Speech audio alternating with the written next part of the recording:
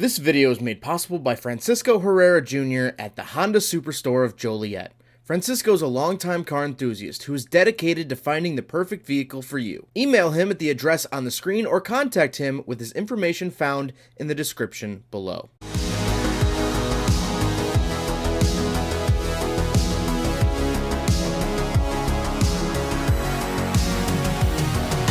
Alright, what's up guys? My name is Zach and today I am driving a 2015 Chrysler Town & Country Touring. Up front is a 3.6 liter V6 and down below is a 6-speed automatic transmission. Now I am super excited to be driving this Town & Country for a couple of reasons. First of all, I've actually only driven one Town & Country before, a 2005, which was the previous generation to the one you're seeing today. But the other reason is the fact that I feel like minivans are such an important segment in the vehicle market, and it's a segment that's slowly going away. So any chance I get to showcase a minivan, I take it. But before we get on to anything else, I have a website, zackprato.com, where you can buy stickers and other merchandise when it becomes available. You could also submit your own vehicle to be reviewed by me through a quick and easy submission form, and you get a video of your car, just like this one. And you could read my behind the scenes blog to see what I'm filming before it comes out on the channel. But let's get back to that 3.6 liter V6. Well, it makes 283 horsepower, and this was actually the most powerful engine that they put into this generation of Town & Country. It's a dual overhead cam engine, which is notable to point out because the 3.3 liter and 3.8 liter that were offered were single overhead cam engines, and the only other engine offered was a 4 liter V6, and that was dual overhead cam but only made 251. So the smaller 3.6 actually makes more horsepower at that 283. However, the V6 has always been a cornerstone of the Town & Country and really dominated the market in the early 2000s and late 90s with its V6. The Toyota Previa, with its 4-cylinder midship design, couldn't keep up with the power of the V6. The first gen Honda Odyssey couldn't keep up with the power of the V6. And so, as you saw in the early 2000s, every minivan switched over to the V6. And the Town & Country led that charge. Now, like I said, paired to it, 6-speed auto, it's fine. It's a Chrysler transmission. I trust it about as much as I trust gas station sushi, but it hasn't slipped up on me yet, but I'm not holding my breath. All right. Yeah, there it just hesitated. I floored it and it went, Thought you changed, Chrysler, but in the back of my head, I knew you didn't. Last but not least, the Town & Country is front-wheel drive, as they all were front-wheel drive. So how does it feel to actually drive the Town & Country? I think the power is definitely adequate. It's nice, smooth, but thick power band. Definitely better than any of the 4-cylinder minivans that I've driven. Visibility is pretty good. Ride is okay. Definitely better than budget minivans. The Touring was a higher trim level, although not the top. That was the Limited. So it does have a couple bells and whistles, and it does feel a lot more of a luxurious experience than a couple of the other cars. With that stuff out of the way, let's talk about the interior. Well, in front of me, I have 2 main gauges and a screen. Off to the left is my tachometer and coolant temperature, and off to the right is my speedometer and fuel, and in the center I do get a little customizable gauge. I'm cycling through a couple of things now. It's okay, it does feel kind of cheap because it is just black and white. I usually like to see a couple of colors, make it feel a little bit more premium, but that's okay, and this gauge cluster really reminds me of like the Chrysler 200 and Chrysler 300 of the same era. On the steering wheel, on the left, I have my voice commands, phone options, as well as some of my selectors, and off to the right, I have my cruise control options. This does have the updated Chrysler badging on the steering wheel. I really like that. Way better, in my opinion, than the mid-2000s badge, and I think it makes it feel a lot more luxurious. This is sort of Chrysler's imported from Detroit era, and I think that badge fits right in. Off to the left, we do have a climate control vent, and this is the first spot on the car you'll notice these nice dark wood accents. Really like that.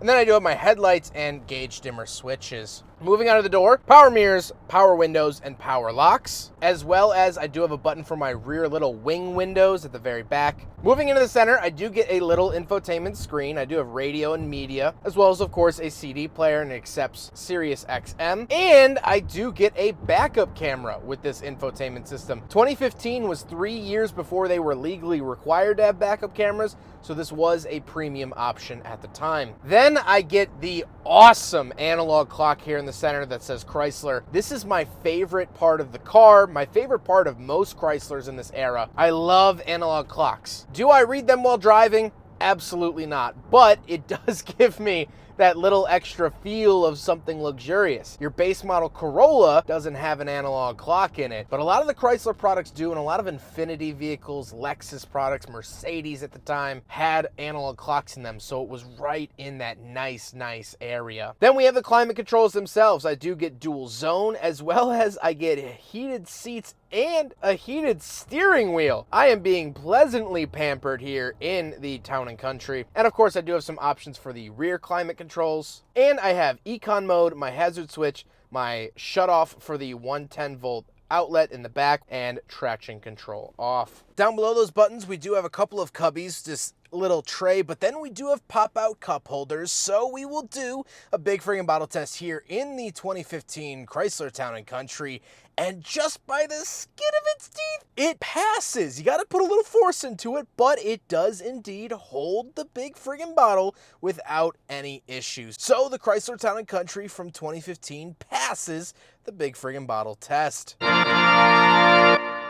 But down below on that center console, I do have two 12-volt outlets. One works when the car is on, that's the key, and one works no matter if the car is on or off, that's the battery logo. Moving up onto the center console, however, we do have cup holders that don't pass the big friggin' bottle test, but that's okay, because we already passed with the front ones, so no worries there. And then we do have a little non-slip pad and two more cup holders at the back. The seats are leather. They feel hand-picked right out of the 300C or like Cherokee SRT8. I mean, they really are big, cushy, comfy seats, and that's what I would expect out of Chrysler, although I am still happy to see it here in the Town & Country. But speaking of seats, we have two more rows of seating, because it's a minivan, of course, so let's go do some backseat reviews. All right, so one thing I wanted to show off is the fact that this does have power doors.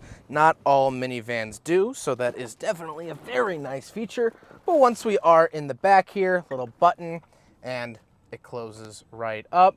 Not the fastest thing in the world, but I'm not complaining because I don't have to do the work. Once we are back here, knee room's good, headroom is good, decently spacious for what it is. Now I have a ton of overhead containers in here, like I'm on a 737. I have a screen that folds down. It's just showing the Chrysler logo right now. I have my own climate control, so I have fan speed, temperature, and where to send it. I actually get these little movable lights. I didn't even think about that when I made the plane reference, but literally, I was just on a 787 MAX going down to Florida, and I had this exact same light. That's kind of funny. I also have more storage options up here, and even one for the third row, which I can't even see if there's anything in there. I hope there's not.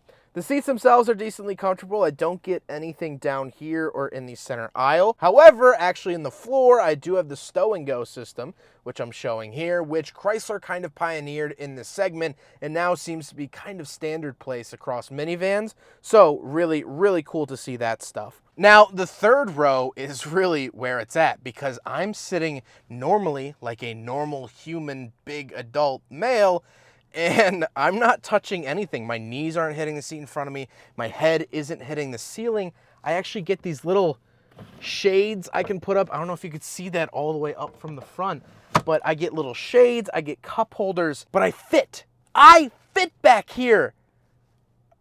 I mean, that really truly is remarkable. And that's what makes the Town & Country stand out so much, is just the straight up usability of this car. Now, let's hop out. We'll take a quick look at the trunk and cargo space, and then we'll talk about the looks. All right, so we're on the back of the Town & Country. Pull it up there. And then we do have a ton of space down here, as well as we do get cubbies. This is my power tailgate button, which kind of is weird that it's so far inside the car that you kind of have to run out of the way. But anyway, so we can put these seats down. However, it's a little bit of a process. So let's get these mats out of here. And then it kind of becomes like a paint by number type situation. So you find number one, that's number one. Okay, where's number two? All right, that's number two. Okay, then number three. All right, and then number four. Oh, there it is. Okay, then it goes down. So it's kind of a lengthy process. 4 different straps you have to pull, but these seats do fold down to offer a flat loading floor, which is really, really nice, especially if you're going to use this as a commercial vehicle, panel van, whatever it might be. You can open up that space, or if you just have 2 kids, you're going to go on vacation, so much room. I mean, almost a criminal amount of room when the seats are down. Of course, this seat does go down as well. Pulling it back up is as easy as 1, 2, 3. Yeah, so there it is. Kind of a lengthy process, but really, really nice that it does fold into the back, offering that flat loading space. Not all minivans do that, but the Town & Country does, and we love it for that. Now we gotta talk about the looks, and I don't think it's particularly super handsome, but I also don't think it's an ugly car. This was designed, the head of design at the time was a guy by the name of Ralph Gillies, Gilles. I apologize if my American accent is not doing your name justice, sir. I understand you are of Haitian descent, so that is a French last name. But he designed this car. He also was working on the 300C, and now he's actually the chief of design for Stellantis. So that's Jeep, Dodge, Ram, Chrysler.